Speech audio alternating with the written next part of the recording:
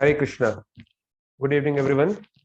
On the behalf of International Society for Krishna Consciousness, ISKCON, I, Dean Vatsal Das, welcome all of you. So, before starting, we will chant some Sanskrit mantras known as Mangalacharan. हम इन मंत्रों का जप करके शुरुआत करेंगे। हरे कृष्णा।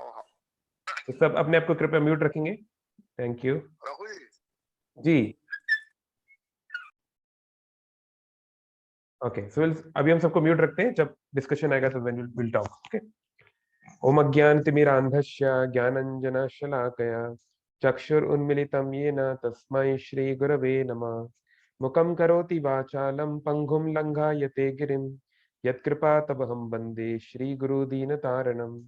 नमः ओं विष्णुपदाय कृष्णपृष्ठाय भूतले श्रीमते भक्तिवेदान्त स्वामिनिति नामिने।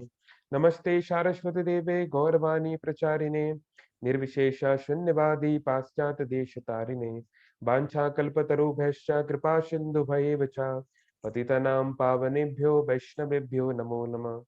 जय श्री कृष्ण चैतन्य प्रभु नित्यानंद श्री अद्वैता गदाधर श्रीवासादि गौर भक्त वृंद। हरे कृष्ण कृष्ण कृष्ण हरे हरे, हरे राम राम राम हरे हरे।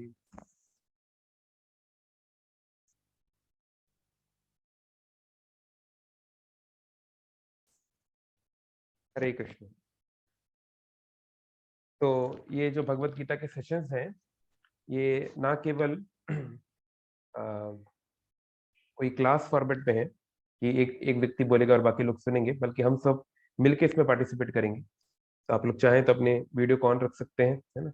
और जब भी कोई व्यक्ति कुछ बोलना चाहते हैं तो यहाँ पे अपना हैंड रेस करने का ऑप्शन होता है, आप उसको हैंड रेस कर सकते हैं, है ना। और जो है आप अपने आप को अनम्यूट भी कर सकते हैं, लेकिन अगर बैकग्राउंड वॉइस आएगा तो फिर हमको म्यूट करना पड़ेगा ताकि सभी के लिए कन्वीनियंट हो, है ना। तो भगवत गीता शुरू करने के पहले आप सभी लोग अपने स्क्रीन पर ये भगवत गीता का प्रणाम मंत्र अभी आएगा, तो इस सबको आप लोग अपने स्क्रीन पे देख रहे हैं, है ना।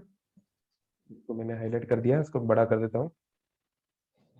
तो हम लोग सब इसको पहले एक बार पठन करेंगे, इसको बोलेंगे, उसके बाद हम लोग शुरू करेंगे भगवद गीता के बारे में चर्चा। ठीक है। तो सभी लोग अपने अपने घरों से, अपने अपने स्थानों से अपने आप को म्यूट रखते हुए जो है इस मंत्र को बोलेंगे। सर्व उपनिषदो गावो दोग्धा गोपाल नंदनः पार्थो वत्सः सुधीर भोक्ता दुग्धम गीता मृत महत्। तो प्रश्न उठ रहा है कि हम लोग भगवत गीता पढ़ने के लिए यहाँ पे क्यों आए हैं, भगवत गीता को हमें क्यों पढ़ना चाहिए, उसका क्या महत्व है। तो एक श्लोक में अगर हमें ये बात बोलनी हो कि भगवत गीता की महानता क्या है, वैसे तो भगवत गीता की अनंत महानता है और उसको हम कोई भी शब्दों में नहीं उतार सकता। फिर भी ये गीता महात्म्य श्री आदि शंकराचार्य जी, महान आचार्य, उनके द्वारा बहुत अच्छी तरीके से बताया गया है कि सर्व उपनिषदों गावो। अगर जितने वेद हैं, जितने पुराण हैं, जितने उपनिषद हैं, जितना भी ज्ञान संसार में और इस संसार के परे भी जो अवेलेबल है, अगर उसको एक गाय से के समान देखा जाए, अगर उसको एक गाय से उसकी उपमा दी जाए, गाय से उसको कंपेयर किया जाए, तो गाय में बहुत कुछ होता है।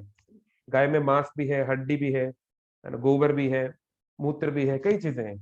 लेकिन गाय हम इसलिए पालते हैं ताकि हमें दूध मिले। गाय का सबसे महत्वपूर्ण उसका एस्पेक्ट है दूध। दूध को रखने के लिए, दूध को प्राप्त करने के लिए ही हम गाय की सेवा, गाय का पालन करते हैं। तो ऐसे ही शास्त्र में कई प्रकार का ज्ञान है, बहुत प्रकार का ज्ञान है। आध्यात्मिक ज्ञान भी है, भौतिक ज्ञान भी है, राजनीतिक ज्ञान, वैज्ञानिक ज्ञान, अर्थशास्त्रिक ज्ञान, कई प्रकार की चीजें शास्त्रों में दी है। लेकिन अगर उन सब का सबसे महत्वपूर्ण सार अगर हमको चाहिए, उसका एसेंस चाहिए, जो व्यक्ति को उसके सबसे ज्यादा, उसके लिए क्रिटिकल हो, उसके लिए सबसे ज्यादा महत्वपूर्ण हो, क्रूशियल हो, तो वो भगवत गीता में दिया गया है। जैसे एक गाय के लिए, गाय का दूध सबसे महत्वपूर्ण होता है। तो सर्व उपनिषदों गावो दोग्धा गोपाल नंदना। तो गाय का दूध निकालने के लिए हमें एक गोपाल एक चाहिए, एक व्यक्ति चाहिए जो गाय का दूध निकालेगा, ग्वाला चाहिए। तो यहाँ पर वो ग्वाला कौन है? साक्षात गोपाल नंदना। गोपाल मतलब गाय को पालने वाले, यानी कि नंद महाराज। हम जानते हैं कि भगवान कृष्ण जो है वो नंद महाराज के पुत्र के रूप में अपने लीला विलास किए थे। तो साक्षात ये जो गोपाल है, ये इन उपनिषद रूपी गाय का दूध निकालते हैं। तो सबसे पहले जो दूध होता है वो दिया जाता है बछड़े को, है ना। सबसे पहले बछड़ा दूध पीता है। तो ये दूध सबसे पहले, ये जो गीता का ज्ञान है इसको सबसे पहले दिया गया पार्थ को, यानी अर्जुन को। तो पार्थो वत्सः, वत्सः मतलब गाय का जो पुत्र होता है उसको वत्स कहते हैं, बछड़े को वत्स भी कहते हैं संस्कृत में। तो जो बछड़ा है, जो पहला गाय का दूध जिसको पीने का मौका मिल रहा है, गीता का ज्ञान जिससे पहले मिल रहा है, वो है अर्जुन। लेकिन सारा दूध तो बछड़ा नहीं पीता है ना।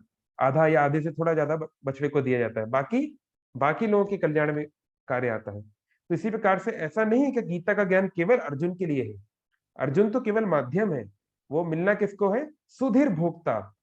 इसका भोग वो कर पाएंगे, इसका सदुपयोग वो कर पाएंगे, ऐसे व्यक्ति कर पाएंगे जो कि सुधीर है। सुधीर मतलब जिनकी बुद्धि जो है प्रबल है, जो बुद्धिशाली है।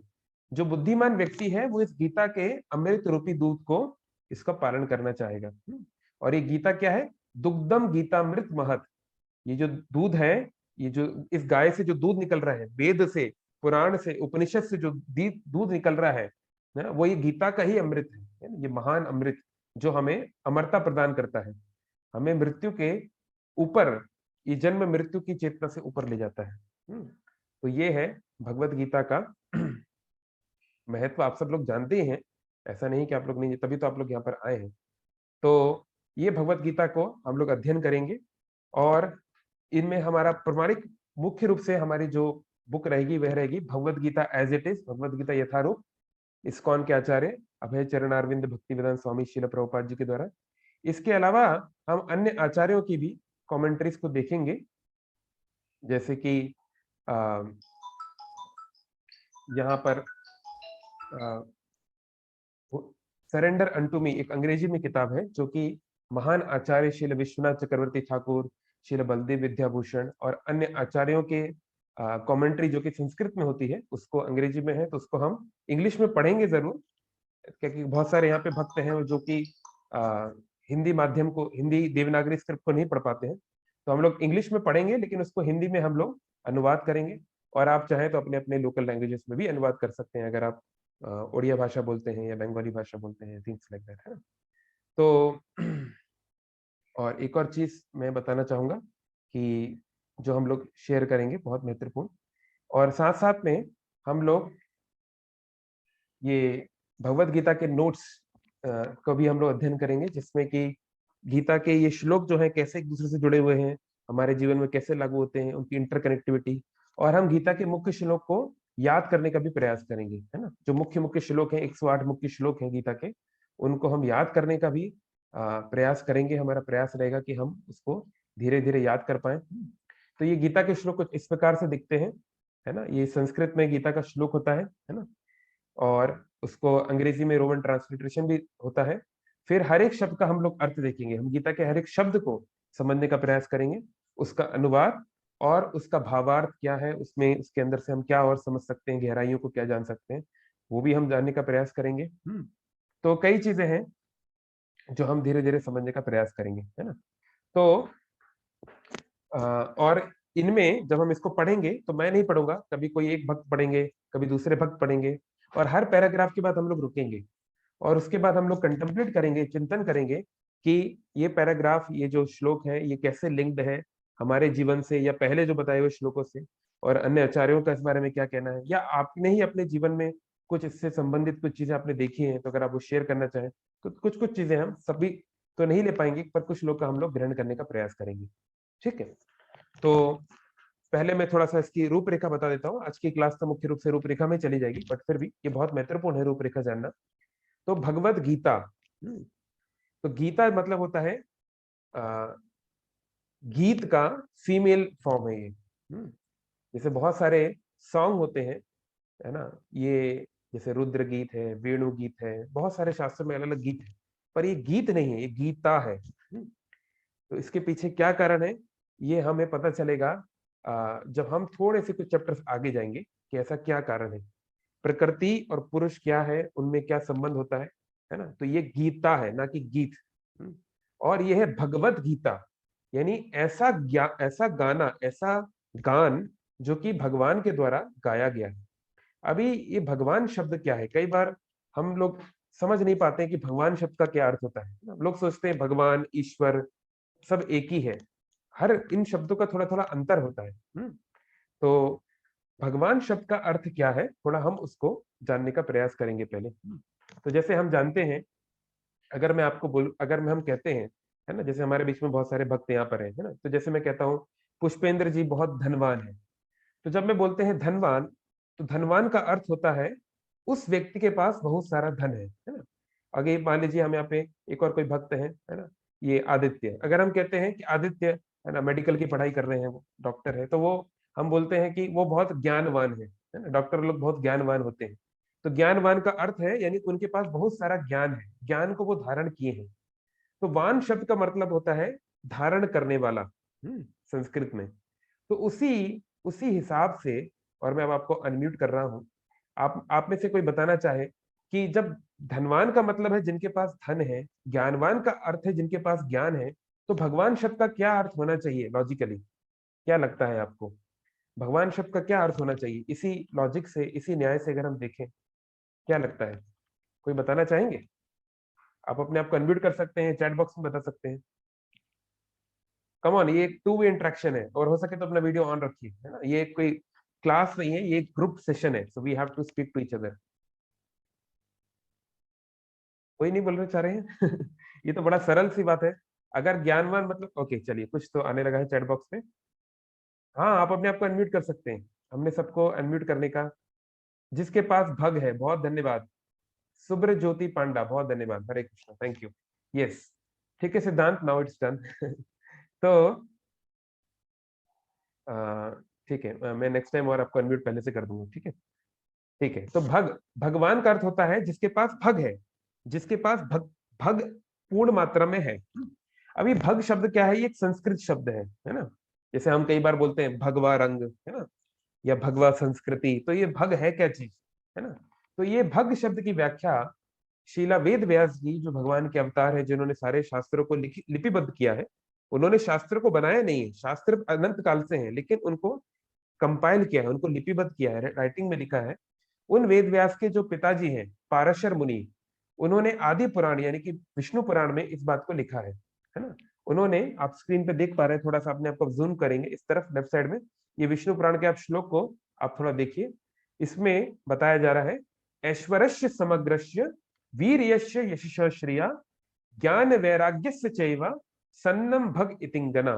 तो बोल रहे हैं ऐसे व्यक्ति को भग का धारक बोलना चाहिए, ऐसे व्यक्ति को भग धारक यानी कि भगवान बोलना चाहिए, जिसके पास शन्नम भग इतिंगना, ये सारे छह शन्नम, ये छह चीजें पूर्ण रूप से हैं, जिसके पास ये छह क्वालिटीज पूर्ण मात्रा में है।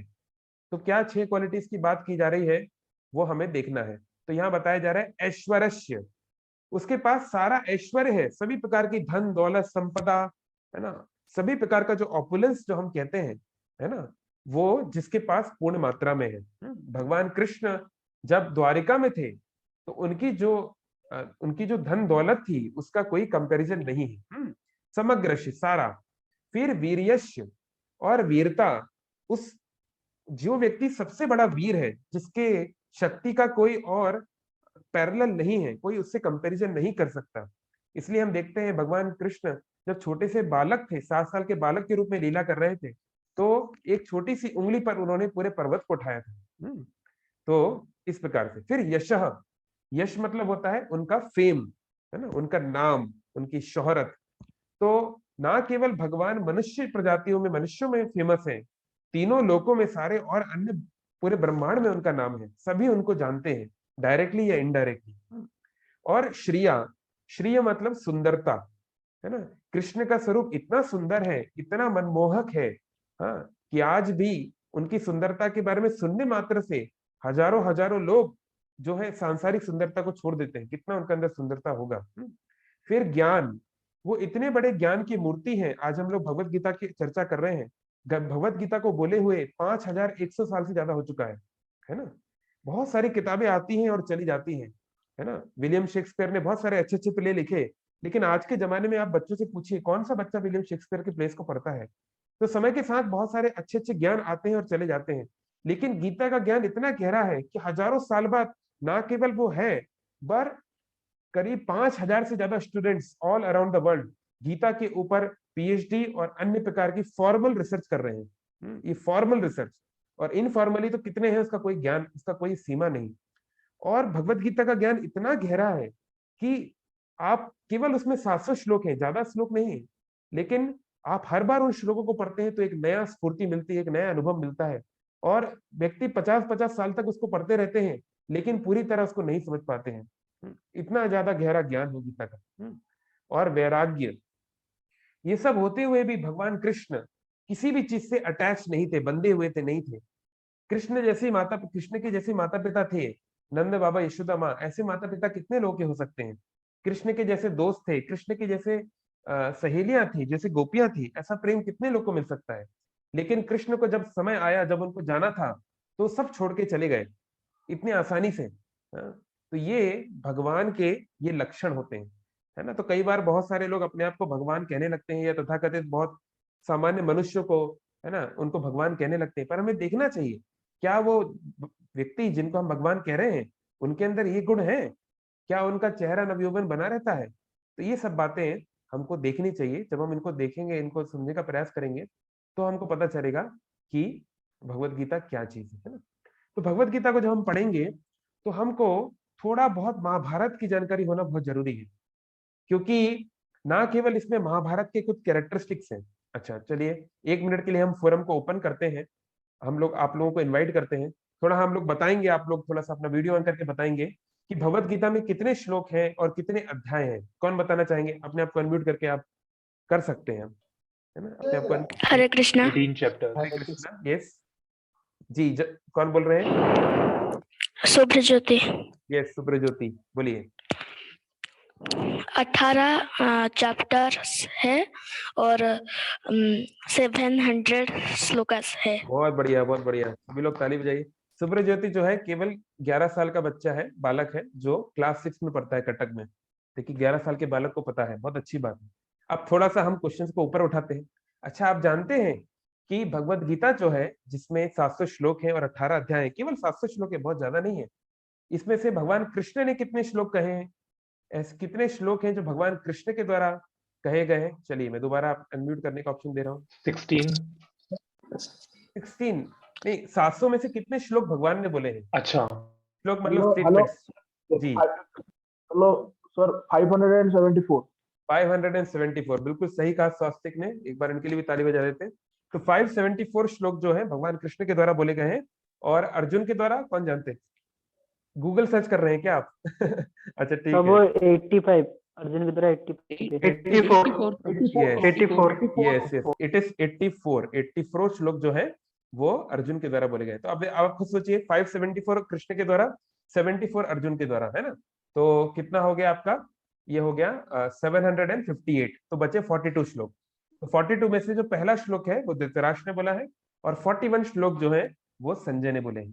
तो अच्छा, अगर ये सब जानकारी तो हम गूगल पे भी ले सकते हैं, तो आपके पास हम लोग को साथ में पढ़ने की क्या आवश्यकता है? पहली बात, जब हम साथ में गीता पढ़ते हैं तो हम अनुभवों को समझ पाते हैं। और दूसरी चीज है, ऐसी बहुत सारी चीज है गीता की जो कोई भी गूगल आपको आंसर नहीं कर सकता।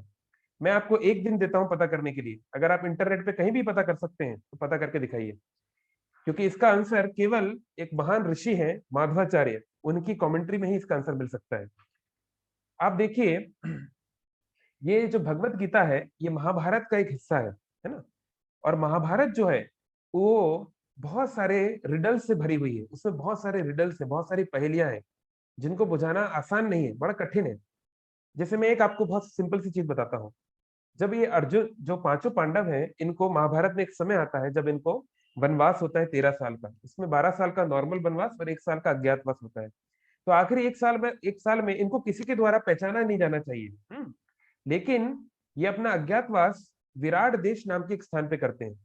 लेकिन विराट देश जो है, हाँ, उसके जो राजा है विराट, जिनको कि हम सोचते हैं जो पांडवों को नहीं पहचान पाए, एक्चुअली वो ऑलरेडी पांडवों से मिले थे राजस्व यज्ञ में। और इतना ही नहीं, महाराज विराट जो है, उनके जो पूर्वज हैं मत्स्य, जिनके नाम पे विराट देश को मत्स्य देश भी कहते हैं, वो पांडवों की ग्रेट ग्रैंड मदर यानी कि सत्यवती के ट्विन ब्रदर हैं। तो वो लोग रिलेटिव्स हैं, बहुत क्लोज परिवार के हैं। तो ऐसा कैसे हो सकता है कि पांचों पांडव वहां पे गए और विराट उनको पहचाने नहीं, और विराट के परिवार का कोई उनको पहचाना नहीं। ये कैसे हो सकता है? तो मैं आपको एक दिन पूरा दे रहा हूँ, कल हम इस पे चर्चा करेंगे। अगर आप इसको कहीं भी गूगल से ढूंढ पाए तो ढूंढिए, ठीक है। तो कहने का तात्पर्य है, ये कोई चैलेंज वाली बात नहीं, कहने का तात्पर्य है कि ऐसी बहुत सारी इंट्रिकेट चीजें होती है शास्त्रों की, जो हम सामान्य बुद्धि से समझ पाना बड़ा कठिन है। तो ये जो आचार्य हैं, ये आचार्य जैसे मध्वाचार्य, रामानुजाचार्य, इनका नाम पद्म पुराण में है। ये हनुमान जी के अवतार हैं, लक्ष्मण जी के अवतार हैं, बड़े बड़े भगवान के भक्तों के अवतार हैं। तो ये जो आते हैं, जब भगवान आते हैं तो भगवान के साथ ये लोग भी आते हैं, और ये हमें भगवान की ये महत्वता को समझाते हैं।